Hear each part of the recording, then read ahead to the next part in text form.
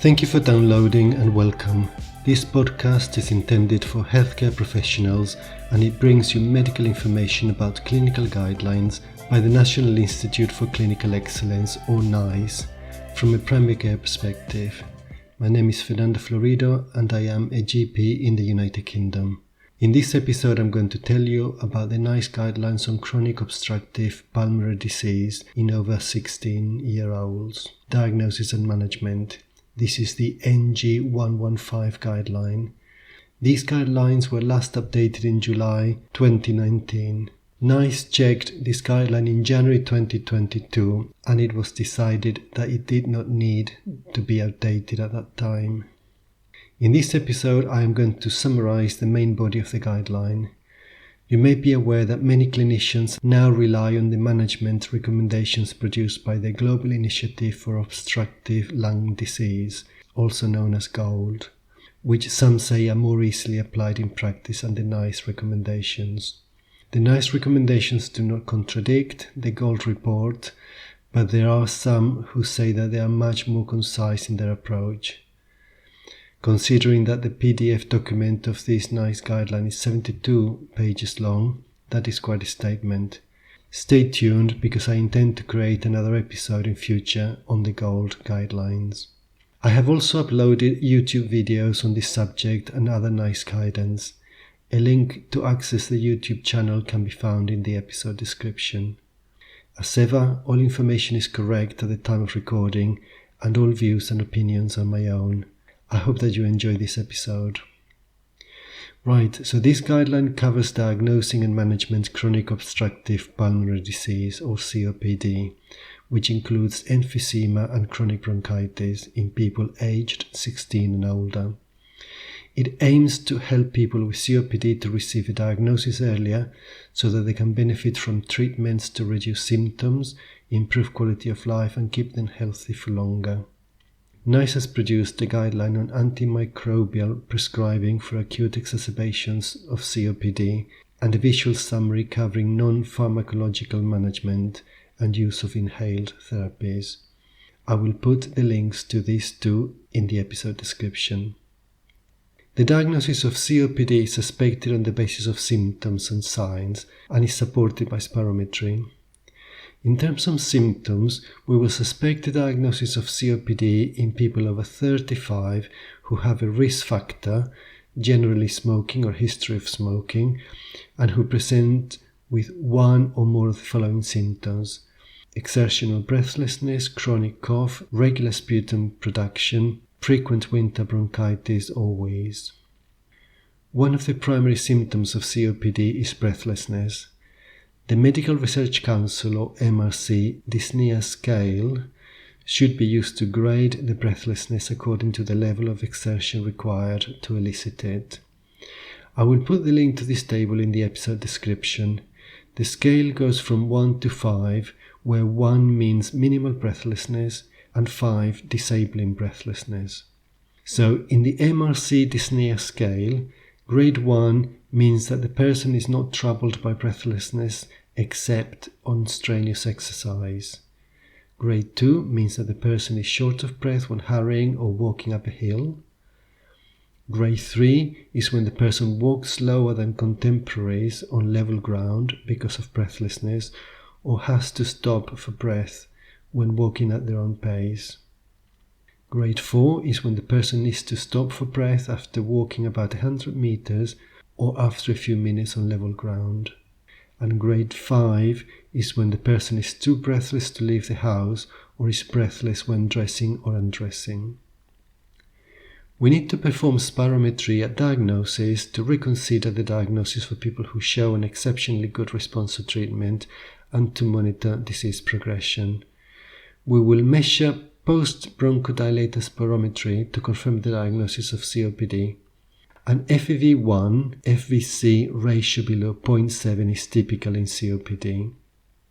We will also think about alternative diagnoses or investigations for older people who have FEV1 FVC ratio below 0.7 but do not have typical symptoms of COPD.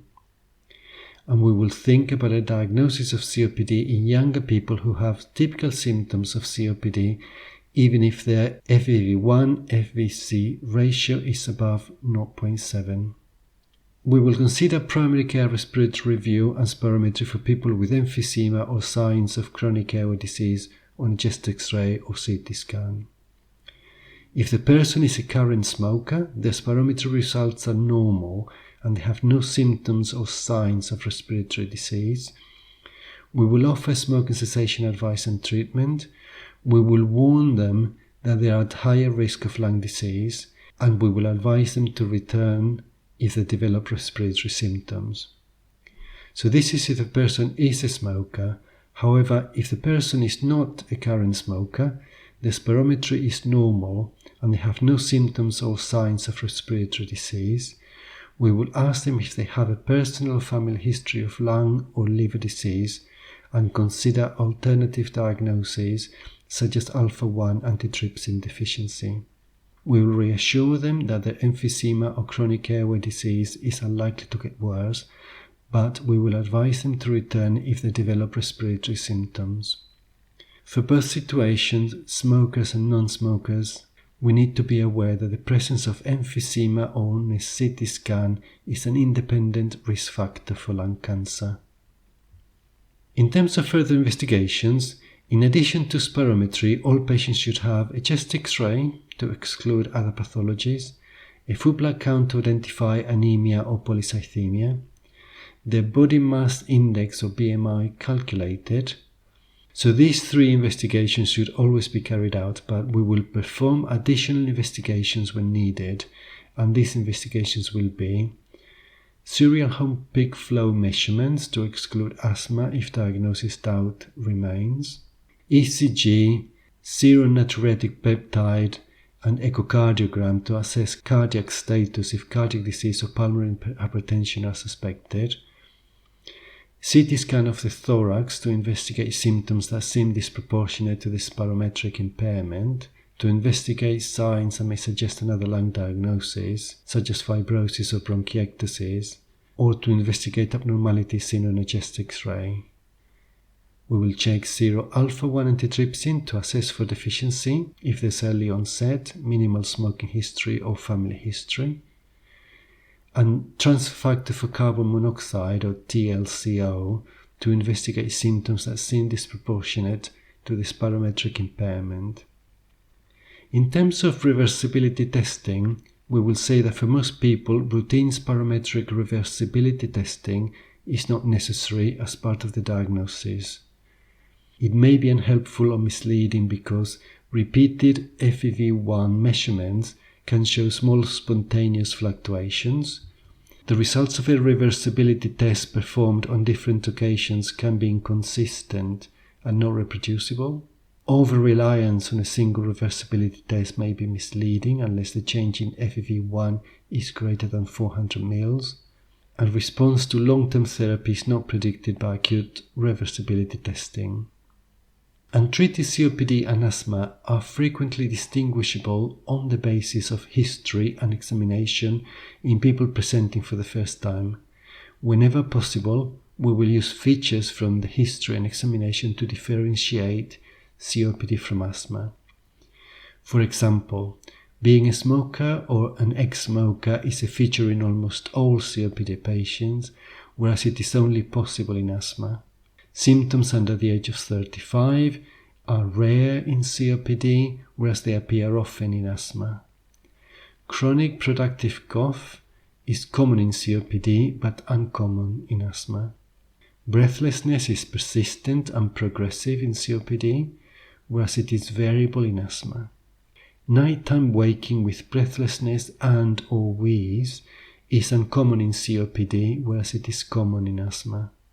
And significant daytime or day-to-day variability of symptoms is uncommon in COPD, whereas it is common in asthma.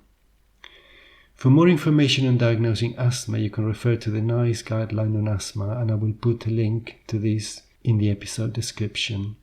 In addition to these features, we can use the regular observation of symptoms or spirometry or peak flow readings to help differentiate COPD from asthma.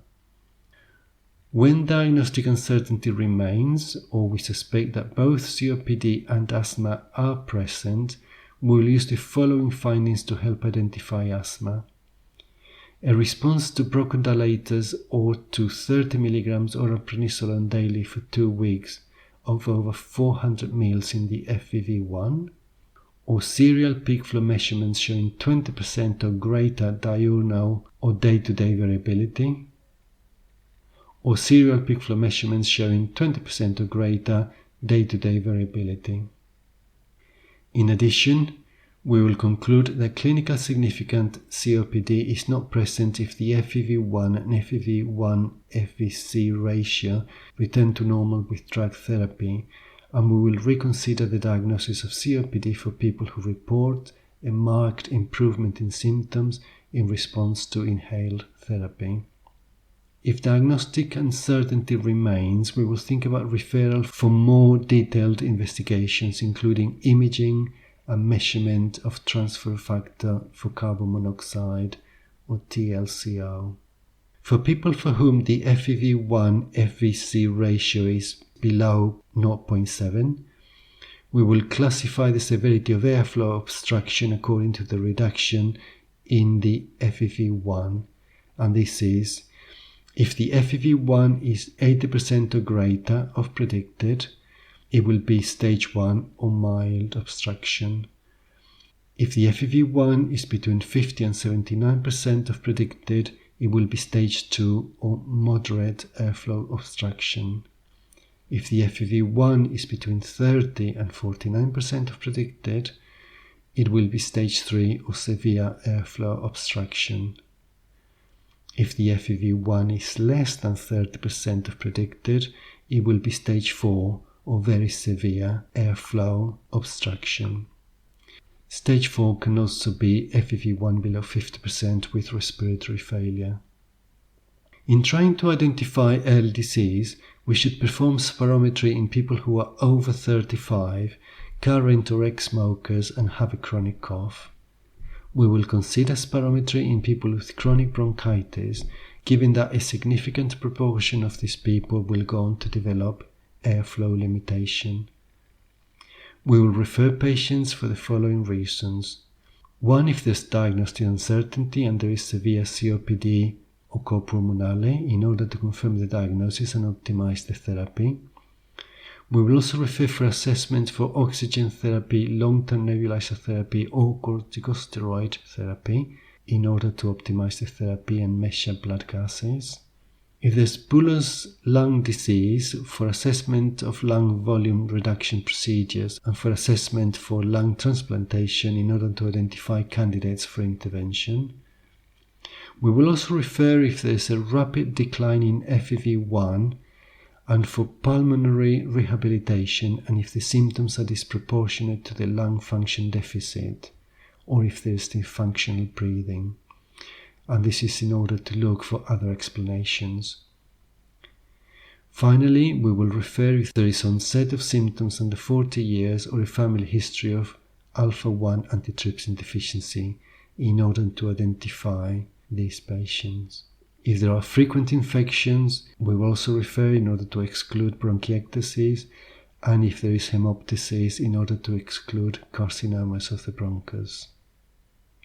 When it comes to managing stable COPD, NICE has produced a visual summary covering non-pharmacological management and use of inhaled therapies, and I will put a link to this in the episode description.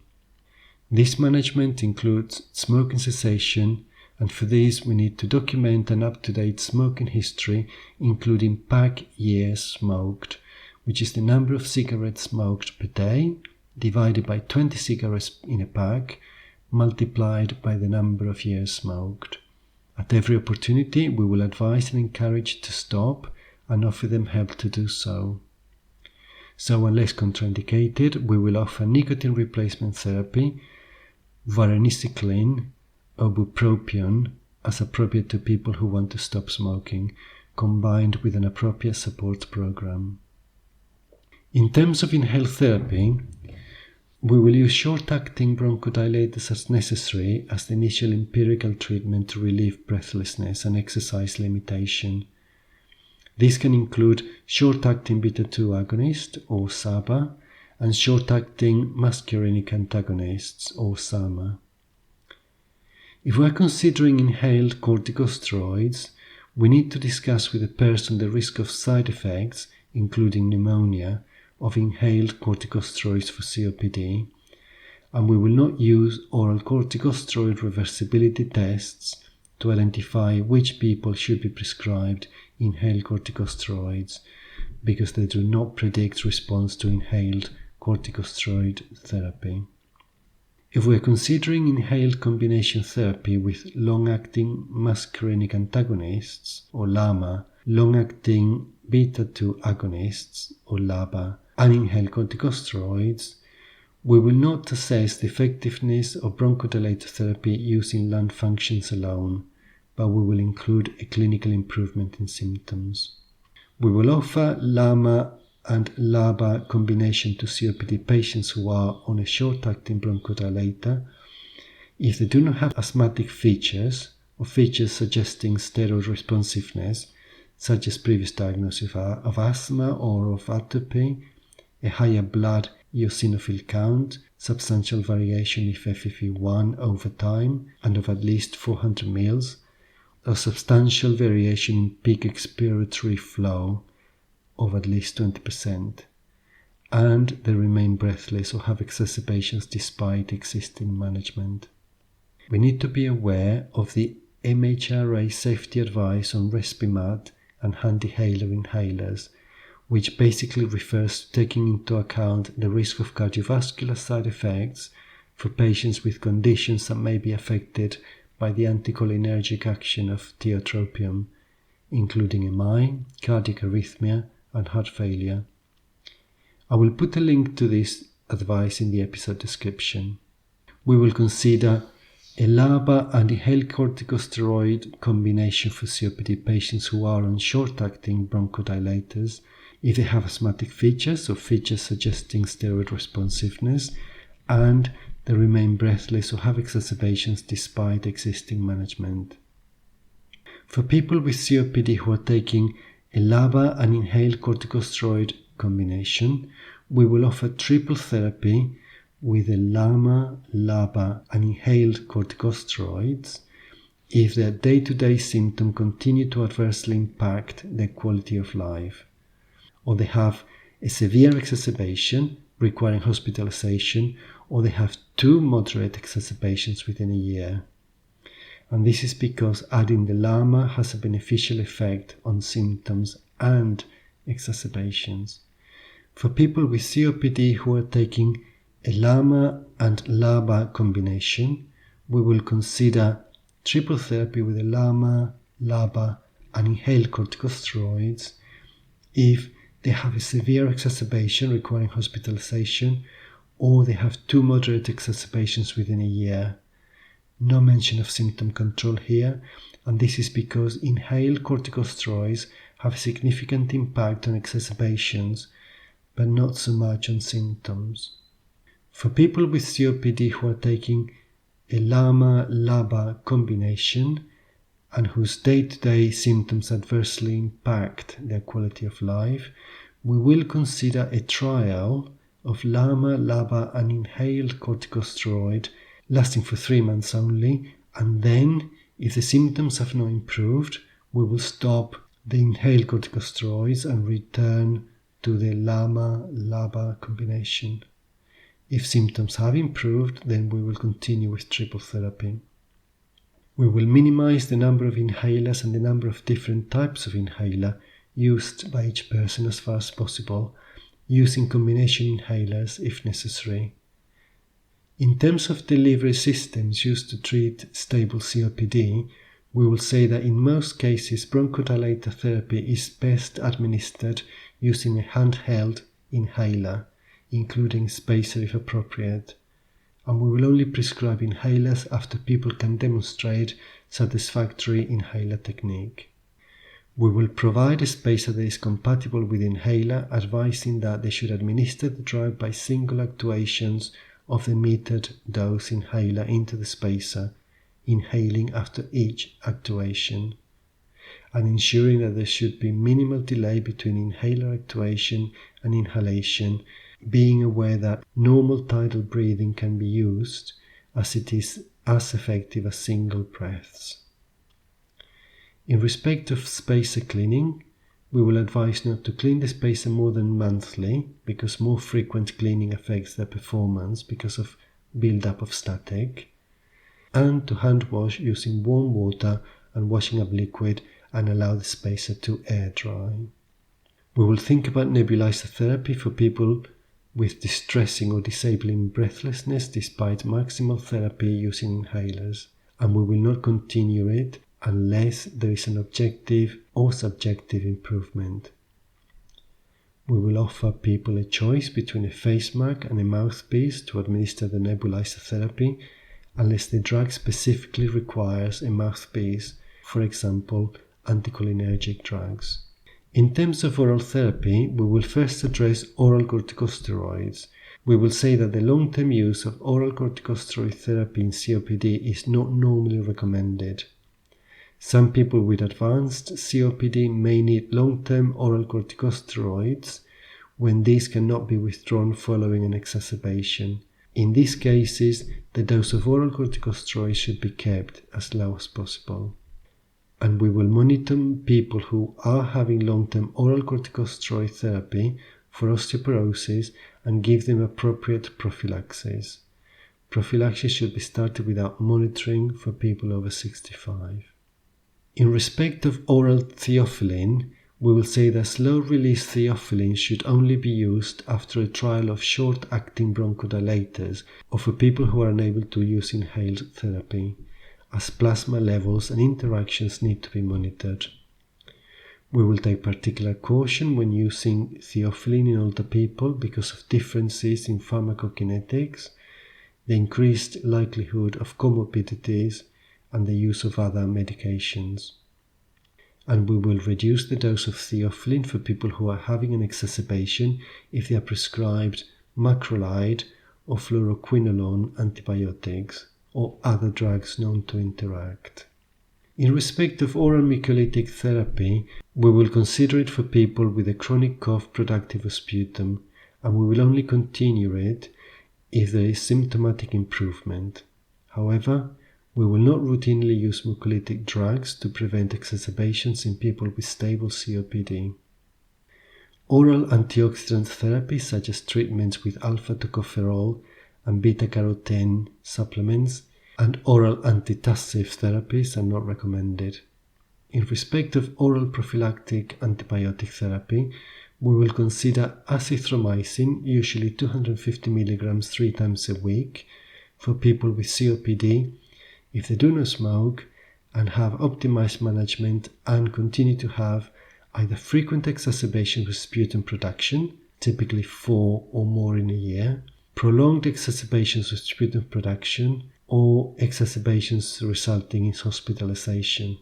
Before offering prophylactic antibiotics, we need to ensure that the person has had sputum culture and sensitivity, including tuberculosis culture, to identify other possible causes of persistent or recurrent infection that may need specific treatment. For example, antibiotic-resistant organisms, atypical mycobacteria or Pseudomonas aeruginosa. Also, these patients need training in airway clearance techniques to optimize sputum clearance, and a CT scan of the thorax to rule out bronchiectasis and other lung pathologies. In addition, before starting azithromycin, we need to ensure the person has had an electrocardiogram or ECG to rule out prolonged QT interval and baseline liver function tests. When prescribing azithromycin, we will advise people about the small risk of hearing loss and tinnitus and tell them to contact a healthcare professional if this occurs. We will review prophylactic azithromycin after the first 3 months and then at least every 6 months, and we will only continue treatment if the continued benefit outweighs the risks. This is because there are no long-term studies on the use of prophylactic antibiotics in people with COPD. For people who are taking prophylactic azithromycin and are still at risk of exacerbations, we will provide a non-macrolide antibiotic to keep at home as part of their exacerbation action plan, telling the patient that it is not necessary to stop prophylactic azithromycin during an acute exacerbation of COPD. In terms of oral phosphodiesterase 4 inhibitors, we will say that for treating severe COPD with roflumilast, there is separate NICE guidance which is really outside the scope of this podcast. However, if you are interested, I will put the link to this guidance in the episode description. We need to be aware that inappropriate oxygen therapy in people with COPD may cause respiratory depression. We need to assess the need for oxygen therapy in people with very severe airflow obstruction of FEV1 below 30% of predicted, cyanosis, polycythemia, peripheral edema, raised jugular venous pressure, and oxygen saturations of 92% or less on air. And we will also consider it for people with severe airflow obstruction with an FEV1 between 30 and 49% of predicted.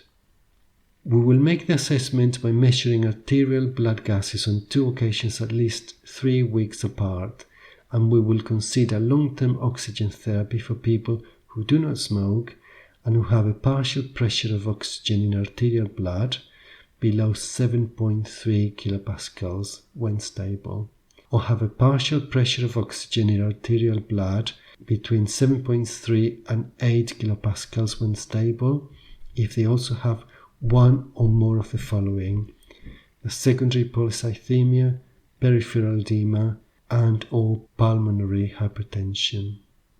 We will also conduct and document a structured risk assessment for people being assessed for long-term oxygen therapy. As part of the risk assessment, we will consider the risk of falls from tripping of the equipment and the risk of burns and fires, and the increased risk of these for people who live in homes where somebody smokes, including e-cigarettes. For people who smoke or live with people who smoke, we will ensure the person who smokes is offered advice and support to stop. However, we will not offer long-term oxygen therapy to people who continue to smoke despite these efforts. We should advise people who are having long-term oxygen therapy that they should use it for a minimum of 15 hours per day. We will not offer long-term therapy to treat isolated nocturnal hypoxemia caused by COPD. Oxygen concentrators should be used to provide a fixed supply at home, and people on long-term oxygen therapy should be reviewed at least once a year. We will consider ambulatory oxygen in COPD if there is exercise desaturation, and these are shown to improve with oxygen. We will also prescribe ambulatory oxygen to people who are already on long-term oxygen therapy who wish to continue oxygen therapy outside the home, but we will only prescribe it after an assessment by a specialist. The purpose of the assessment is to assess the extent of the desaturation, the improvement in exercise capacity with supplemental oxygen, and the oxygen flow rate needed to correct desaturation. We will use small lightweight cylinders, oxygen conserving devices, and portable liquid oxygen systems depending on the hours of ambulatory oxygen and oxygen flow rate needed. Finally, we will not offer short burst oxygen therapy to manage breathlessness in people with COPD who have mild or no hypoxemia at rest. In terms of managing pulmonary hypertension and cor pulmonale, we will say that in this guideline, cor pulmonale is defined as a clinical condition that is identified and managed on the basis of clinical features. It includes people who have right heart failure secondary to lung disease and people whose primary pathology is salt and water retention leading to the development of peripheral edema. We will suspect the diagnosis of cor pulmonale for people with peripheral edema, a raised venous pressure, a systolic parasternal heave, and a loud pulmonary secondary heart sound, and it is recommended that the diagnosis of cor pulmonale is made clinically. In respect of the treatment of pulmonary hypertension, we will not offer, solely for the management of pulmonary hypertension, any of the following treatments: busentan, losartan, nifedipine, nitric oxide, pentoxifylline, phosphodiesterase 5 inhibitors, and statins. So, in order to treat cor pulmonale caused by COPD, we will ensure that patients are offered optimal COPD treatment, including stop smoking and oxygen therapy if there is hypoxia. Edema associated with cor pulmonale can usually be controlled symptomatically with diuretic therapy. And we will not use any of the following to treat cor pulmonale caused by COPD, and that is alpha blockers, angiotensin converting enzyme inhibitors, calcium channel blockers, or digoxin, unless there is atrial fibrillation. In terms of pulmonary rehabilitation, we will offer pulmonary rehabilitation to all people who view themselves as functionally disabled by COPD. Usually Medical Research Council dyspnea scale grade 3 and above, including people who have had a recent hospitalization for an acute exacerbation. Pulmonary rehabilitation is not suitable for people who are unable to walk, who have unstable angina, or who have had a recent myocardial infarction. The rehabilitation process should incorporate a program of physical training, disease education, and nutritional, psychological, and behavioral intervention. In respect of vaccination and antiviral therapy, we will offer pneumococcal vaccination and an annual flu vaccination to all people with COPD. There is separate guidance on preventing and treating flu using antivirals, and I will put the links to this guidance in the episode description. There is a whole section on lung surgery and lung volume reduction procedures, but being such a specialized area, I will not say much about these. Only that it applies only to the most severe forms of COPD, that it can involve lung volume reduction surgery, bulectomy, endobronchial valves and coils, and lung transplantation, and that careful investigations including imaging of the lungs will be required for these. I will put links to this specific guidance in the episode description. We will also say that alpha-1 antitrypsin replacement therapy is not recommended in alpha-1 antitrypsin deficiency. COPD care should be delivered by a multidisciplinary team including respiratory nurse specialists, physiotherapy, people helping to identify and manage anxiety and depression, nutritionists, palliative care for people with end-stage COPD, assessment for occupational therapy, and social services, especially if they have disabilities caused by COPD. In terms of advice on travel for people on long-term oxygen therapy, we will follow the recommendations by the British Thoracic Society, and I will put a link to these recommendations in the episode description. Scuba diving is not generally recommended for people with COPD. We must obviously offer patient education about their condition and how COPD will affect other long-term conditions that are common in people with COPD, for example, hypertension, heart disease, anxiety, depression, and musculoskeletal problems. Programs designed for asthma should not be used in COPD. In terms of self-management, we need to develop an individualized self-management plan in collaboration with each person with COPD and their family members or carers, including an individualized exacerbation action plan. We will also offer a short course of oral corticosteroids and a short course of oral antibiotics to keep at home as part of their exacerbation action plan if they have had an exacerbation within the last year and remain at risk of exacerbations. They understand and are confident about when and how to take these medicines and the associated benefits and harms, and they know to tell their healthcare professionals when they have used their medicines and to ask for replacements. There's separate NICE guidance on the choice of antibiotics, and I will put the link to this in the episode description. In summary, the choice of antibiotics will be as first line, amoxicillin, doxycycline or clarithromycin. A second line, if the first line antibiotic has failed, we will use an alternative first choice, preferably from a different class. Finally, an alternative choice antibiotic for people at higher risk of treatment failure would be coamoxiclav, cotrimoxazole, and levofloxacin. For people who have used 3 or more courses of oral corticosteroids and or oral antibiotics in the last year, we should investigate the possible reasons for this. There's also separate guidance on the recommendations on systemic corticosteroids, and the link will be also in the episode description. We will encourage people with COPD to respond promptly to exacerbation symptoms by following their action plan, which may include adjusting their short-acting bronchodilator therapy to treat their symptoms, taking short course of oral corticosteroids if their increased breathlessness interfere with activities of daily living, adding oral antibiotics if the sputum changes color and increases in volume or thickness beyond the normal day-to-day variation, and telling their healthcare professional.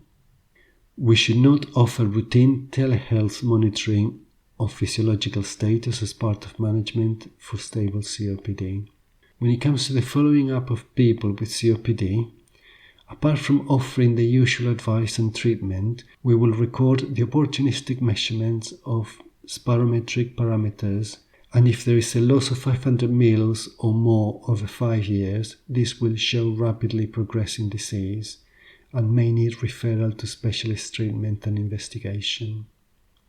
We will review people with mild to severe COPD, stages 1 to 3, at least once a year, and those with very severe COPD or stage 4 should be seen at least twice a year in primary care. A review should include smoking status and advice, symptoms and complications including cor pulmonale, response to treatment including inhaler technique, pulmonary rehabilitation and long-term oxygen therapy, measurement of FEV1 and FVC, BMI, and the MRC dyspnea score. We should also check oxygen saturation in patients with very severe COPD. In terms of managing exacerbations of COPD, we will define an exacerbation as a sustained worsening of the patient's symptoms, which is beyond normal day-to-day variations. The change in these symptoms often necessitates a change in medication. A mild exacerbation requires increasing the medication in their own normal environment. A moderate exacerbation requires treatment with systemic corticosteroids and or antibiotics, and a severe exacerbation requires hospitalization. We will assess the need for hospital treatment according to the patient's symptoms and social circumstances, as well as objective measurements. In particular, significant changes on a chest X-ray and an oxygen saturation of less than 90% is likely to indicate the need for hospital treatment, as well as arterial blood gases showing a pH less than 7.35, or if the partial pressure of oxygen in the arterial blood is less than 7 kilopascals. Sending sputum samples for culture is not recommended routinely for people who have their exacerbation managed in primary care, but pulse oximetry can be of value. However, people referred to hospital should have a chest X-ray, arterial blood gases, an ECG, a full blood count, and urea and electrolytes, a theophylline level for people taking theophylline, a sputum culture if the sputum is purulent, and blood cultures if there is a fever. Hospital at home and assisted discharge schemes are safe and can also be used as an alternative. We're now going to review the pharmacological management during exacerbations. We can use both nebulizers and inhalers, but we will change people to inhalers as soon as their condition has stabilized, because this may allow them to be discharged from hospital earlier. If a person with COPD is hypercapnic or acidotic, the nebulizer should be driven by compressed air rather than oxygen to avoid worsening hypercapnia. If oxygen therapy is needed, we should administer it simultaneously by nasal cannulae. In the absence of clinical contraindications, we will give oral corticosteroids to people having an exacerbation, offering 30 mg of oral prednisolone daily for 5 days. And we will think about osteoporosis prophylaxis for people who need frequent courses of oral corticosteroids. For guidance on using antibiotics to treat COPD exacerbations, there is separate guidance, and I will put the link in the episode description. It is basically amoxicillin, doxycycline or clarithromycin as first line. As second line, if the first line antibiotic has failed, we will use an alternative first choice, preferably from a different class. An alternative choice, oral antibiotics, if the person is at high risk of treatment failure, would be comoxiclav, cotrimoxazole and levofloxacin. We will only use intravenous theophylline with careful monitoring as an adjunct to exacerbation management if there is inadequate response to nebulized bronchodilators. Respiratory stimulants such as doxapram should be used only when non-invasive ventilation is either unavailable or inappropriate.